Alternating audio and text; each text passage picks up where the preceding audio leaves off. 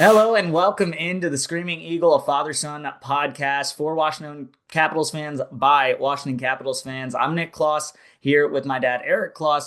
I am a sports broadcaster from the Northern Virginia area. I do play-by-play now in Atlanta, but I'm a lifelong Caps fan, and we have talked the Caps pretty much every day for the past probably 22 years. I'm 25, so I have to gain the ability to talk first. So, long time coming, and we've done this. We always joke about why not do a podcast? Why not just record these hour-long phone conversations we always have? So, we've decided to do that and bring a family aspect that we believe the Capitals represent really, really well. But for more on that, my dad with me, I wouldn't be a Capitals fan without you. So why don't you tell us how you became a Caps fan? Because it started out with the Broad Street Bullies in Philly, which is not a popular thing on this show.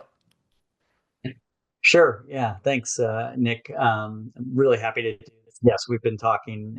We take about a half hour after every game almost to chat about the most recent game and everything. But yes, I started out as a hockey fan. Grew up in Cherry Hill, New Jersey, outside of Philly in the early 70s. That dates me a little bit. So I was very familiar with the Broad Street Bullies when they won Stanley Cups, two Stanley Cups back to back. Fred Shiro lived around the corner from my house, the coach of Caps, and Coach of the many of the Caps Flyers. Flyers. Sorry, okay. Coach of the Flyers, and many of the Flyers players actually lived in that South Jersey area that I lived in. So I did grow up there, and then I moved to Indiana, and Indiana is not hockey town. There's a movie Hoosiers for a reason. It's a basketball state, and so hockey was not very important for me for several years. And then after I graduated from college, I moved to the Washington, D.C. area. And probably around 93, 94, I got married.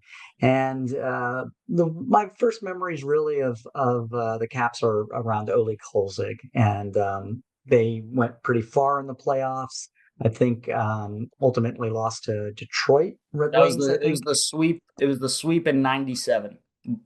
Right. And so that kind of was my entry into my experience with the Caps and my fandom with the Caps. And then obviously Ovi was pretty big coming in 2005. And that really lit the fire. Certainly Nicholas was born in 2000, so by 2003 he was literally on roller skates in the garage and very interested in hockey and obviously watching hockey with me in the evenings. And so that really developed his love of the game. And we were certainly big Cap fans from that point on. And that's kind of the thing about doing this show is like I said, we've always believed the Caps are a very family organization. I think that locker room really embodies that. I think Ovi's embodied that, the joy, the love of the game, and I think the fans in Washington try to replicate that. And that's what we want this show to be. This is about family, this is about fans connecting, and we hope it's a community that you can just have fun and we complain, for lack of a better word, bitch and moan. And we'll talk about it all day and we'll say some things you may not like. We'll say some things that probably aren't too smart, but we're going to have fun doing it. And so we're really excited. I played youth hockey, like he said, Reston, Prince William, Ashburn, all of them. So if you're, a young player or anything or a parent, hockey parent, we've been through it all. And it was from the radio days of listening to John Walton while we drove up to Pennsylvania, New York, Ontario, whatever it may have been. So we're excited to now bring that with you guys or to you guys with this show. So while we get started here, that was just our introductions. Now we'll get to the past couple games. So we're going to call this weekly recaps. And it's a really crappy way to start this podcast because we are in a playoff push and we suck. We suck because let's start with Montreal. It was just bad. It was just bad overall. I'll let you start with just some of your takeaways, Dad. There's not anything really good I don't think there's anything good actually, other than the fact that Ovi scored. We're always okay with that. We lose, but Ovi scores. Okay. Right. But what were your takeaways from that? Because it was really ugly. It was not fun. Right. Well, the first thing is, and this is consistent with the Mammoth game as well, is we just unfortunately have a propensity to have poor starts, and so in the case of the Canadians game, 30 seconds in, I think Chychrun makes a play that was, but maybe too aggressive in my opinion. He received the puck kind of towards the blue line and really kind of positioned himself to take a shot. I think, probably looking at the tape, he probably realizes maybe I should have kind of put that around the boards again and tried to keep it in the zone and establish a forecheck as opposed to trying to shoot, having it rebound off the defensive player. And now there's a breakaway going in the opposite direction.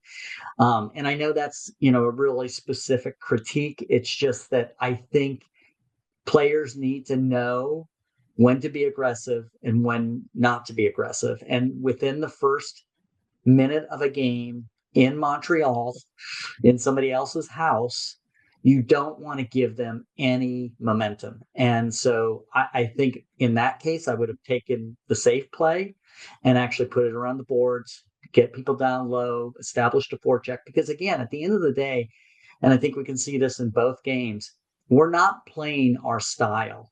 And that's pretty apparent because ultimately in the third period of the Mammoth game, we established our forecheck. We played heavy. We did all the right things, and it just wasn't enough in the end because we were behind. So that was my first observation. There's other parts of the game. I think our passing has been off. Our stick play has been off. We're not being strong on the stick. That's another component, I think, of our style. So, I don't really want to get into real specifics beyond that because again, I think, and then this goes back to the Mammoth game. And certainly in your own house, you have to basically jump on people, right? I mean, you have to take that home field advantage and really in the first 5 minutes of the game, establish your game as opposed to letting the opposition establish their game. So I'll pass it over to you. Well, so the Chychrun thing, I mean, the past two games for Chychrun have been just kind of head scratching because he's just not playing great on the defensive end. He's getting still some good shot opportunities. I like some of the things he's done offensively, but like you said, overly aggressive maybe at times. There were multiple plays against Montreal where the issues at the blue line resulted in opportunities at the other end and even a goal in that case. And that Montreal player did exactly what you're supposed to do. You close your shins, you get up, because if a guy's going to take one from the point, you take it off the shin, it's a breakaway the other way. That's how you're supposed to do it. And Chychrun played right into that. Whereas if you're a skilled point defenseman the way he is, like you said, I expect you to ring that into the board so you get it around, keep the offensive possession going, or, easier said than done, get it around him. But so that was interesting to see that he's just had a little bit of a rough stretch, had that tripping the other night against Utah too. Yeah, you mentioned the passing, just not playing the style. It's uninspired, it almost seems. It seems like at this time we should be playing our most desperate, and it doesn't even look like we're playing our most desperate when this is the playoff push. Shouldn't we be doing that? And when I see in that Montreal game, the thing that really got me, how many times are you going to let a guy dance through the middle? How many times is Slavkovsky or Demidov or Caulfield going to literally just go past the blue line through the middle of the ice and not get touched and get a shot on net, get a pass in front, start connecting, blow someone up, lay a body, hit? Why is someone skating right up the middle to have a point blank opportunity on Logan Thompson or Charlie Lindgren, whoever's in? That should not be happening. And you said it in the first two periods of Utah. You texted me. It just doesn't look inspired. They look slow. They don't look like they're fully in it. And then you get to that third period. And I know we're bouncing back and forth between games, but to be honest, I think you can really look at this at 2 games in one, 6 periods, 5 were awful, 1 was good.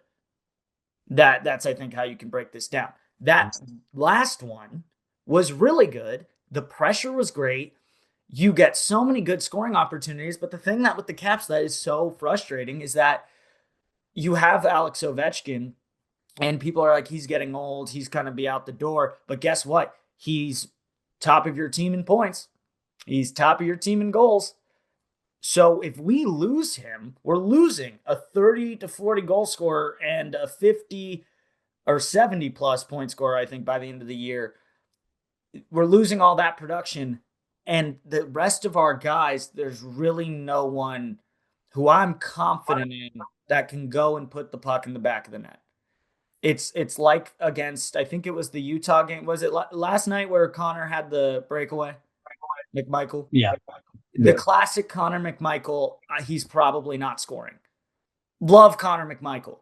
But how many times do we see him on a breakaway? And in my opinion, I'm kind of like, all right, it's probably not. And because we lack a scoring touch. And we'll get to the trade deadline, and I have plenty to say about that, but we lack a scoring touch. So that was my observations really overall, is that we can't find the back of the net even when we're playing really, really well. And when we're playing bad, we just look dead in the water. Yeah, I actually did write down letting too much up the middle. So obviously that was something that I observed, and I think that it kind of plays into something that's important. I wrote in conjunction with that, offensive guys not getting back. Offensive players are really not playing good defense. They need to be getting pucks. They need to be breaking up passes. And so again, I think that part of the thing about Carbery's style is, really putting offensive pressure. That's things I have not seen. I have not seen what I would describe as offensive pressure on the defenders, right? The way you start your offense really by being on those defenders as they're trying to bring the puck out. And that's where I think we need more aggression on those passes, aggression on, so that's what I mean by sticks. We need to be having strong sticks and really creating turnovers. And then that pushes them back on their heels, and that allows us to establish a more effective forecheck and really be in their zone.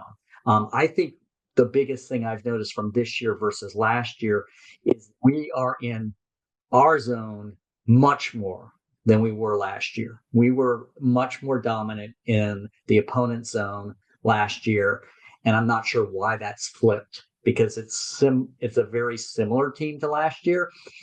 But you can see that specifically with the PLD Wilson Protas line. When that line is effective in keeping the puck in the zone, it makes so much more offense for that line, but it also sets the tone for the successive people that are coming on the ice. Whatever line that is next, if you've already established that zone presence, it really makes it a lot easier for a Leonard line to go in there and continue to have strong offense, or even with Ovi, have that line.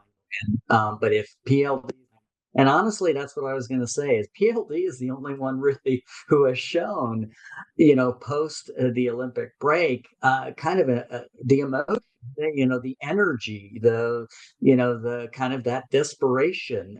So I do think that that's a concern, that's not something that we're seeing visibly from some of our players. And I think, we'll get to kind of the trade deadline and some of the issues and stuff like that. But I think that plays into some of those topics. No, it definitely does. And I agree about PLD. I mean, he's the only guy that's really looked just really, really good. And it makes you think, obviously, if we have him all year long, are we sitting in a playoff spot? Are we not in this situation? Probably, but we don't know. We can't go back and see that right now. Right. But then, that'll bring us, I have a point on that, that'll bring us to the deadline. So just any final thoughts on that game? For me, I think they're 2 bad games you cannot have down the stretch in the playoff push. Like we can't drop back-to-back games. I think Carberry said when we had 21 or 22, he said we had to win 16 or 16 to 23, something like that, um, down this stretch, and you've already lost two. So Yeah, actually, it was 16 of 23, and now we won two, so we're now to 14 out of 19. If you go according to what he thought we needed to make the playoffs. yeah, And the issue with the two games against Montreal and Utah are you got to win three of those four. And the reason is because of the 19 games, you have 9 against playoff contenders. And a couple of those are just folks that are tough for us to beat. Boston in Boston. I mean, there's some games on the horizon that are just really tough lifts. Now, having said that, a lot of people probably are kind of after last night's game going, oh boy, do I, throw up my hands and say it's not going to be this year. At the same time, this is a team that I've seen go on tears. They can win 8 straight. They can win, win 8 straight, lose two, and then win another five. So I still feel like we're not totally out of it. Boston is huge because you're getting 4 points each game. 4 point swing. So, but having said that, we beat that line 2 days away. There's a lot of folks probably looking at this and going, yeah, if they even have a glimmer of thought that they make a push, they need to make a change. They need to make some moves. So let's move into that discussion. yeah, they definitely do. I'll just last stuff. I know we didn't have Protus last night. Apparently, Joe Metanati said during the telecast he was on baby watch, Yeah, so right. he was out for that reason. So congrats to him, and hopefully we'll get an announcement on that soon and everything. But then also just want to note also John Carlson still injured, still in the no contact jersey. So that's also something this team in the John Carlson, Ovi Backstrom kind of era, Oshie, that's coming to an end here. He's always been a guy where if we didn't have him, we're probably not winning a lot of games. I mean that correlation has been there over the past couple of years, and even though he is getting older, I think he is very very valuable to that blue line.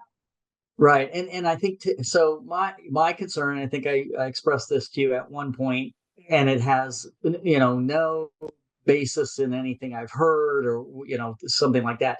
But I guess that if you see a veteran player, in their mid 30s, older than mid 30s, and you see them dealing with injuries that are difficult to come back from, you begin to wonder. And I guess part of it is as a Caps fan, you have the experience of Nicholas Backstrom, you have the experience of TJ Oshie, and so you begin to have this thought in your mind is what's going on with his body. Is this a recurring injury?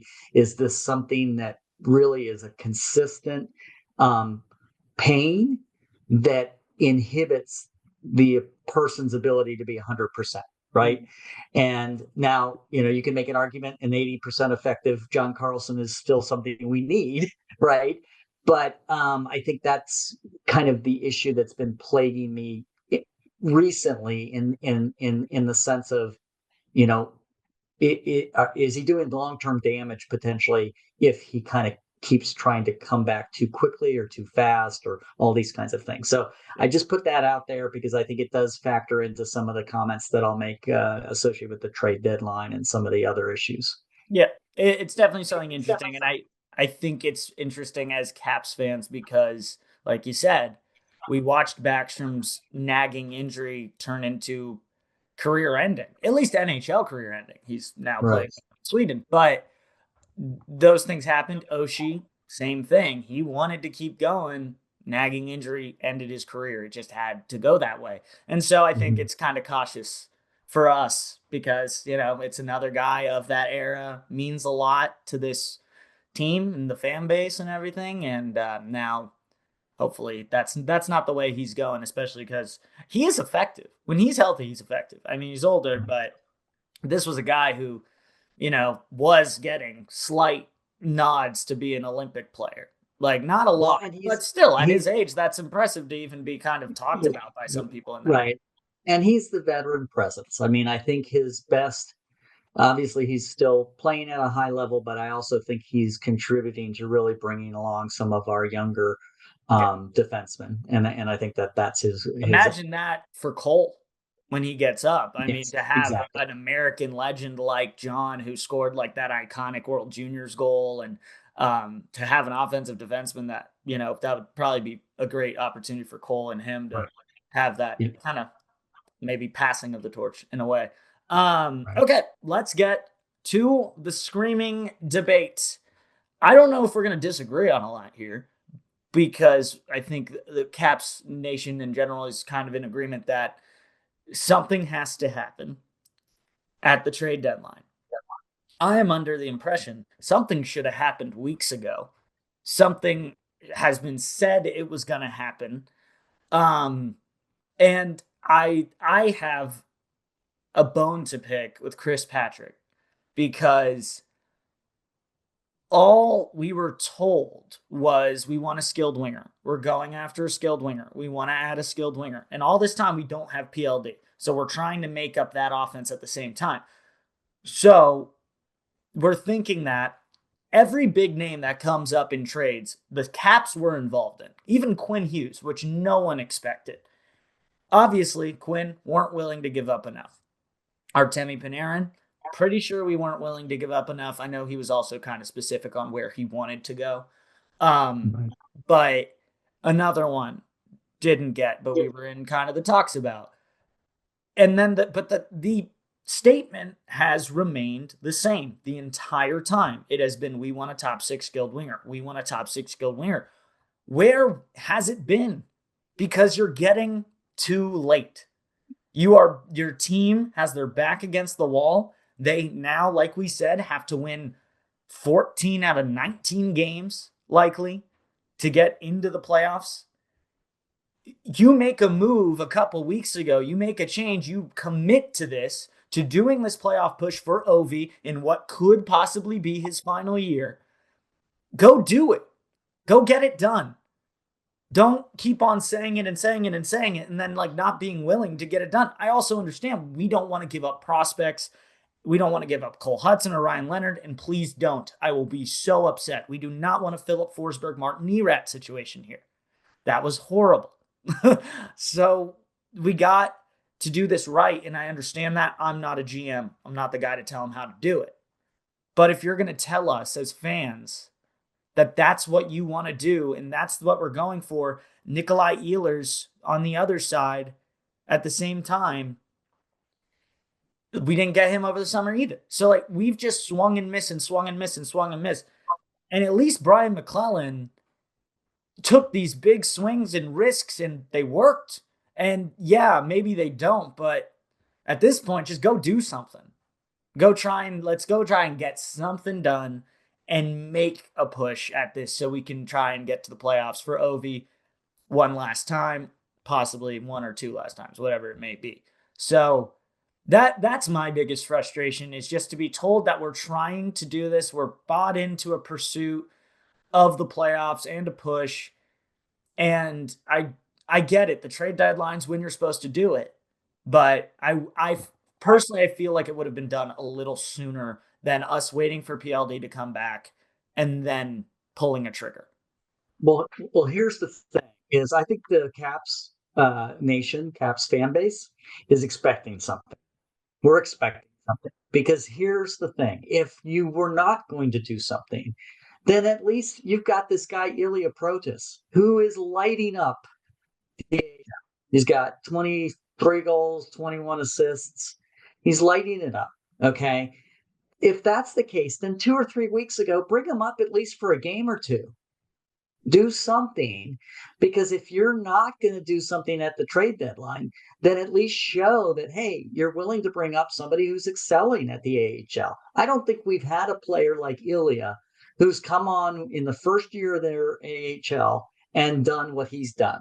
Okay. And Andrew Crystal's right behind him, a little bit lower on the goals, many more assists, but they're really strong prospect assets. And to me, if that's the case, you've got to either show the fan base that you're gonna try these guys out and see how they do in the NHL, see how far they are from being there, if they're ready, right? Or then don't sit there and, like you said, say that you're going to go for a top six winger and nothing's materializing, right? You've got to at least show one or the other. The prospects are going to fill that gap, or that, yeah, you're going to be aggressive. So to me, I think people are expecting something by Friday. That's my sense. I don't know what we'll have to give up for that. I have some ideas, but again, it's about the appetite that other teams have. And the problem with Patrick's approach is you told us months ago that was the need that we had. You've reiterated it 3 weeks ago. And what happens as you get closer to the trade deadline is you have less power. Okay. So if you really want that guy, you've got to be willing to give up more than what you might have previously 3 weeks ago. So what's the negotiating power that we have at this stage, right? With 2 days before the trade deadline. I mean, it's like, so I'm really concerned about that. We have some assets we certainly don't want to give up, but in some ways it's like, if we want that player that, we think can help us in the playoff push, and then obviously if we got in the playoffs would be, helpful for that, an Evander Kane or a Jake DeBrusk or some of these types of players that are on lists that of people that might be available, right? And so to me, it's like we're losing um, capital as we get closer to the deadline, in the sense that we have very little bargaining power. Yeah. No, it's true. And yeah, I think a lot of Caps fans have a right to be frustrated because I like the transparency that we have. And you're telling us what you want to do, and you're telling us the interest, and you kind of keep us updated on the plan along the way, which is fantastic. But I have not seen that plan once go into execution. Like, I don't understand. And then you make a great point on the prospects and stuff, that we do have great talent coming up. And Ilya Protas is someone I think everyone's really, really excited about. Andrew Cristal as well, but he's just a little undersized. So we'll have to see how that all pans out. Um, but they're really exciting. And they, why not do that? Why not bring Ilya up, even if you're not going to go for a trade until the deadline? Why not try something? We all know the Hendrix Lapierre thing, that prospect's burnt, to be honest, probably. I hope he goes somewhere else and finds success if he can, but it's just like, what we held on to that way too long, and that's, I think, hurting us this year as well. So it's really tough. I think it can be frustrating that we haven't seen it happen yet, and now we're waiting until Friday to hopefully see that move um, get done.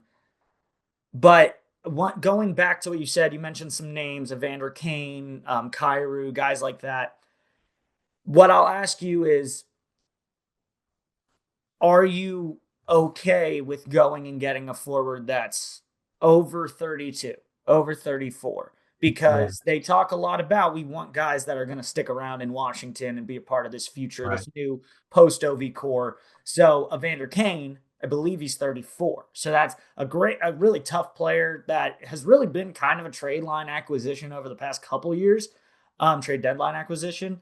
But a guy like that, what do you think of picking up an older guy? Yeah, yeah. So I mean, again, I think we've seen with Patrick, and he's had this style the last couple of years where he's going after someone who's 27 to Well, him 30. him and McClellan, because Yeah, McClellan was yeah. GM and Same McClellan. way.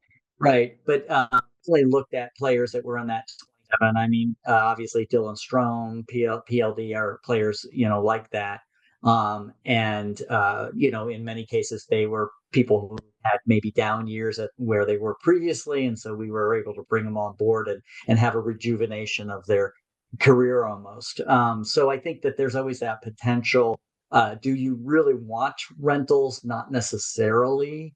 You can make an argument that sometimes a 32-year-old or a 34-year-old can do a 2 to 4 year contract, and that could be their last station, right? And I could see, in the case of Vander Kane, maybe you give a 3-year contract for somebody like that, who would obviously be helpful this year, but would give them another person for next year. I also like the idea that it's kind of a personality. You have to realize when we lose Ovi, we lose a really dynamic personality on the Caps, right? And I love our team. We Don't get lose. me Let's say it how it is. We lose our heart and soul. Like it is what right, it is. We can't. right, The man means so much. You can't even make it it, smaller. It's true. Like it's the heart and exactly, soul, exactly. And and I'm not saying, that's gonna be. yeah, yeah, and I'm not saying Evander Kane's going to be able to replace that, but Evander Kane versus, let's say, a Jake DeBrusk.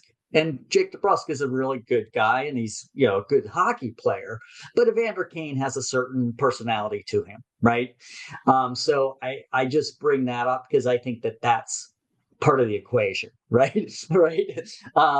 So that's where that is. Now, again, part of the reason you put a DeBrusque up there or an Alex Tuch or various players like that is because they're in that 28 to 30 range, and you've got maybe a good 6-8 year contract you can put together with guys like that. They've been here for a while, and they have really good pedigrees. They got good, obviously, hockey skills.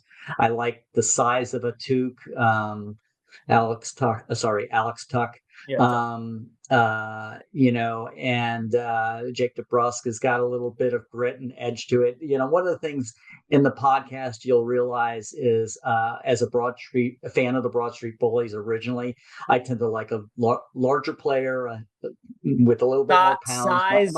Size over speed all day in Eric Klaus's mind. Yes, and that's because I grew up on the Hammer and the Hound, Dave Schultz and Big Kelly. Tom Wilson fan. Big Tom Wilson. And yes, big Tom Wilson fan. But yeah, in my estimation, the prototypical hockey player is 6'3" and 2'5".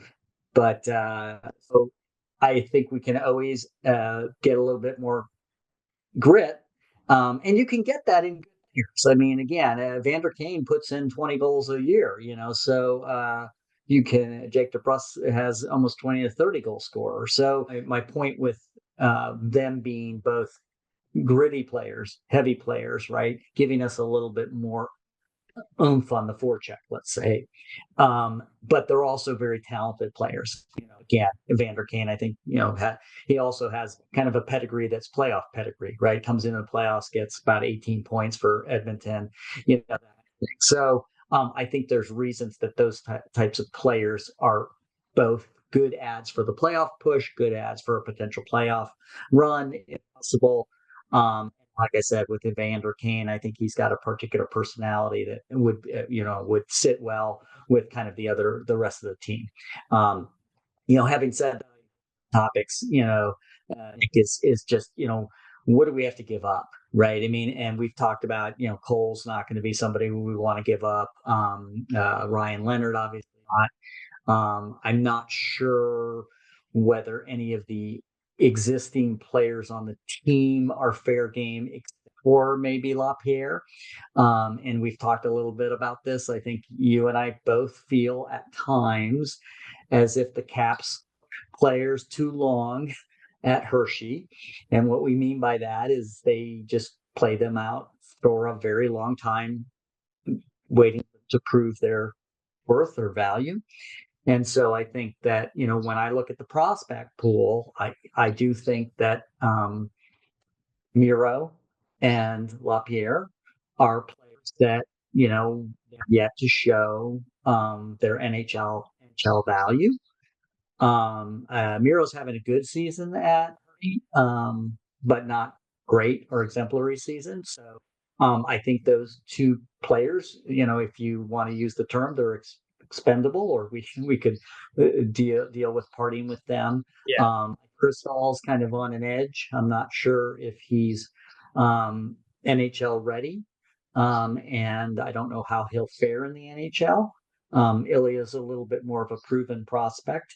But I do think at some point, we did have a lot of good draft picks, and I get that. I can't remember, Lyndon Lavovich, I think his name is. Really good 6'4", like 205, but he injured himself this year in whatever league he's in. And so good prospect. But again, I think, if we want to get the player we want, we're going to have to part with some top assets. And yes, he's a first rounder, but maybe you have to give up a first rounder, in order to get an asset that you want. So I think that that's playing into the entire deal for Patrick is, what do we give up? Having said that, again, it's not like a lot of people are going to break through the current lineup we have. Yeah, we're losing Ovi, but who else are you going to replace in our lineup next year, right? There's maybe one or two slots, not too many. I think Ilya is probably ready, so we think he's coming up next year. We know Cole's coming, and he's going to be part of the equation. That's part of the reason you're hearing about TVR is, do we really need TVR if we have Cole coming up? I expect him to play. I expect him potentially to be playing in the playoffs, right? The other thing that I think plays into that, and I think the reason TVR might be one of the rumored moves, is that, maybe we're going to be aggressive at the deadline. Is it possible we go after Justin Falk to shore up our defense and, as well as the winger, right? So I think there's a lot stewing there. I can see them doing nothing, which would be annoying. And I can see them going big, and us being surprised. It just, I think if it's they going to do be a wild nothing, card. if they do nothing, it should be a riot because that's ridiculous. If they do nothing, they're just admitting. I think that for me is admitting defeat. Because you're just deciding, hey, we're 4 points, 5 points out looking in from a playoff spot, and we're not going to make a change, even though we've been playing bad. Like that just, it doesn't, that's not what you Well, do. I mean, So if you're again, making a push, if you're serious about making the playoffs, you got to go and do something and get something done, especially with how much money you have.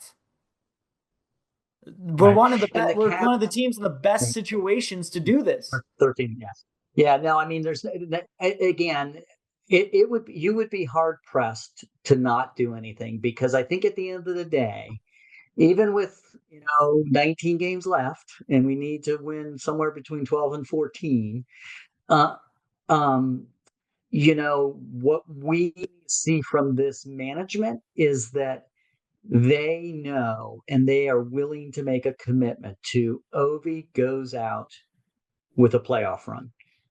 Okay. And that, unfortunately, they've put themselves in this box where, in order to show that, they have to make a move, right? They have to make a move, or they're going to have a fan base that is not just frustrated themselves, but they're disappointed because we're not doing Ovi right by giving him every opportunity to make the playoffs this year. Yeah. So I think No, I I'm agree. going to be very surprised if they don't make a move.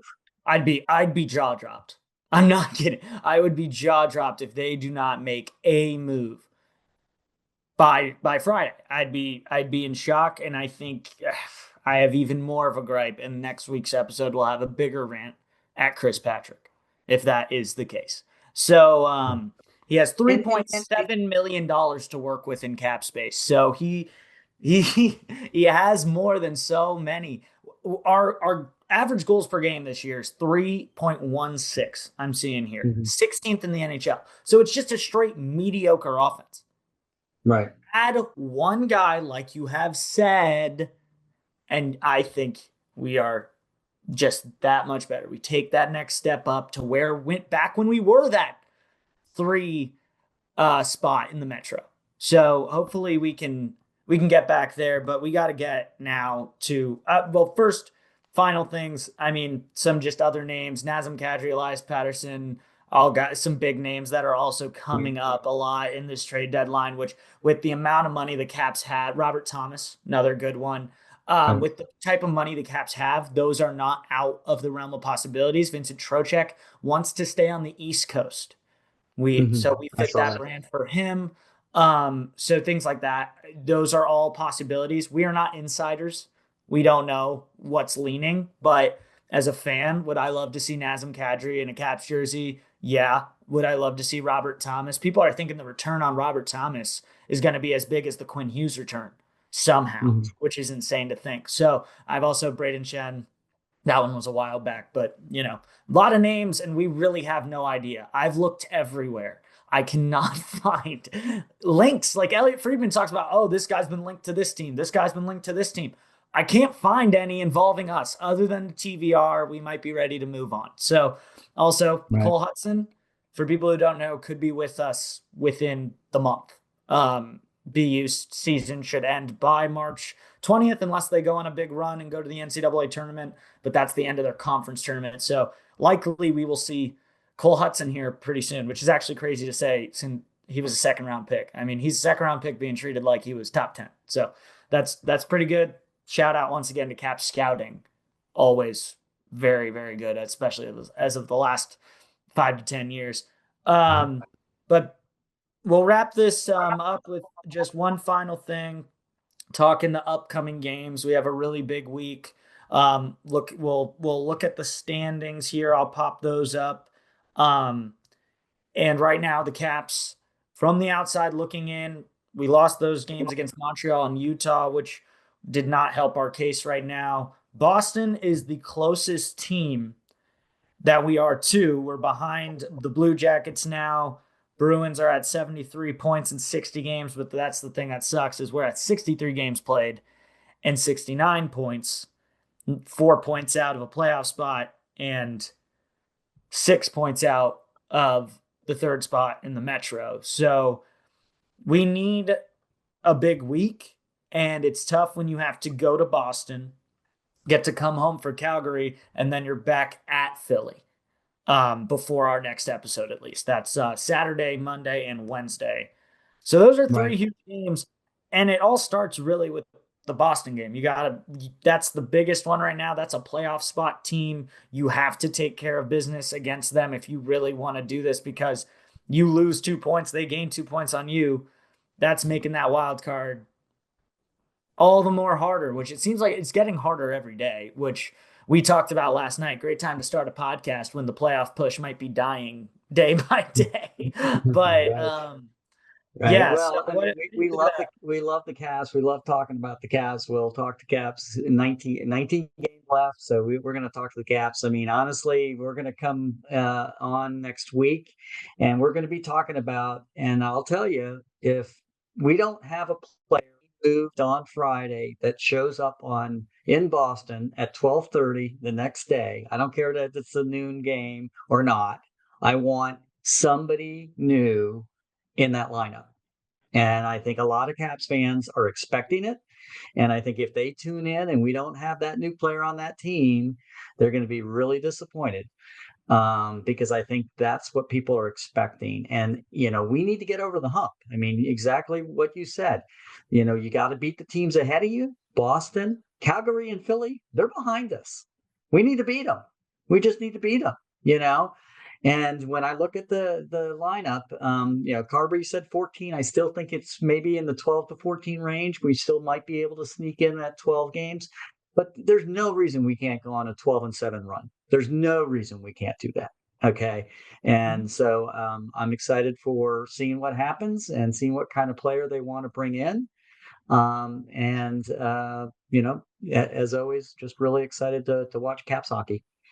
Yeah, no, it'll be fun. It's going to be fun down the stretch. We hope you come along with us. We're going to do the playoff push, even if it doesn't exist eventually, and we'll keep it into the summer. And we're going to do a lot of different topics and stuff. We'll do Hershey hype and stuff like that. We'll try to keep track of the prospects in Hershey, something we've always liked to do. And we think the Caps are in a really cool spot, cool and sad in some ways, because Mhm. we're moving on from an era that's meant so much to all of us, and actually is the reason I think so many of us are Caps fans and the reason DC loves hockey. So we're entering a new era. So also, if you're joining us and you're new to being a Caps fan, you're joining in a very interesting, fun time, because we're ending this long era that we've loved so much with Alex Ovechkin, and it's going to be so different. But the cool thing is we were talking about this, Dad. We watched Connor McMichael walk across the stage. We watched John Carlson walk across the stage and score a game winner in overtime in the World Juniors against Canada. We watched Tom Wilson get drafted and year by year go from having the most stone hands you've ever seen to being on Team Canada with Connor McDavid and Macklin Celebrini.